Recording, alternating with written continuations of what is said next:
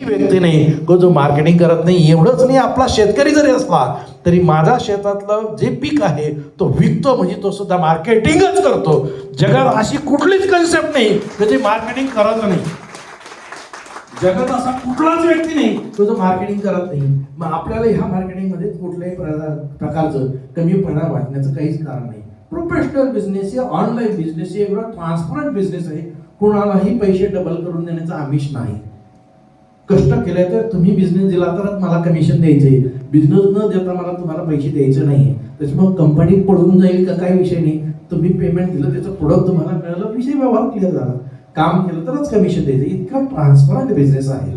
म्हणून आज हा बिझनेस उभा करतानाही विचार केला होता. हा बिझनेस म्हणजे पृथ्वीवरती जोपर्यंत मनुष्य आहे तोपर्यंत हा बिझनेस आहे. कारण या पृथ्वीवरती जोपर्यंत मनुष्य आहे, हाडामासाचा माणूस आहे, तर त्या माणसाचा जन्म होता नाही. तो भारतात जन्म, अमेरिकेत जन्माला येऊ नये तर जपान, चायनामध्ये जन्माला येऊ, त्याला वात पित्त कफ हा प्रॉब्लेम आहे.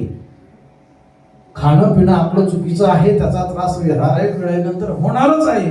मग एवढा मोठा बिझनेस तुम्हाला माहिती, याची ट्रान्सपरन्सी माहिती आहे, प्रोडक्टची क्वालिटी काय आहे हे तुम्हाला सगळं माहिती. एवढा मोठा बिझनेस आहे. सांगायचं तात्पर्य माझ्या पुढच्या पिढ्या जरी संपल्या तरी आपण तिथपर्यंत पोहोचणार नाही. कारण मी तुम्हाला सांगितलं का 40% जनता ऑलरेडीच आजारी आहे. दर वर्षाला 6 ते 7% आणि त्याच्यात वाढ आहे. आपण तर बबडा पण फुटला नाही. एवढा अथांग समुद्र आहे. मग ह्या समुद्रातून आपण चमच्याने घ्यायचं का पाणी घ्यायचं, बादली लावायची का मोटर लावायची, तो तुमचा प्रश्न. परंतु मी एकच सांगेल, जीवनामध्ये यश मिळवायचं असेल तर काहीतरी ध्येय पाहिजे, काहीतरी उद्दिष्ट पाहिजे.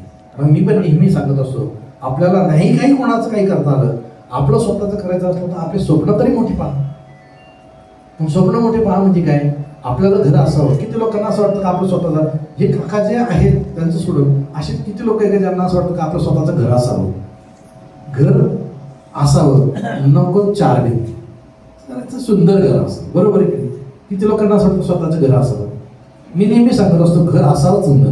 पण कसं, आपण मी म्हणत नाही का जगात एक नंबर असावं, पण आपण ज्या परिसरात राहतो, आपण ज्या गावात राहतो तिथं तरी आपल्यासारखं घर नसावं. नाही तर घराला 25 लाख पण लागतात, 50 लाख पण लागतात, 5 कोटी पण लागतात. पण असं घर असेल का आपल्या परिसरात नसतं. आपल्याला शेतीवाडी पाहिजे असेल तर आपल्या परिसरामध्ये शेती कोणाला नसेल एवढी शेती आपल्याला आहे. आपल्याकडं पैसा एवढा पाहिजे का आपल्या इतकी एवढी कोणाकडे नसावी. आपल्याकडं सोनं एवढं पाहिजे का आपल्या इतकं सोनं कोणाकडे नसलं पाहिजे. त्याला काहीतरी उद्दिष्ट आहे, त्याला काहीतरी ध्येय आहे, तेव्हा कळतं का आपल्याला कुठपर्यंत पोहोचायचं.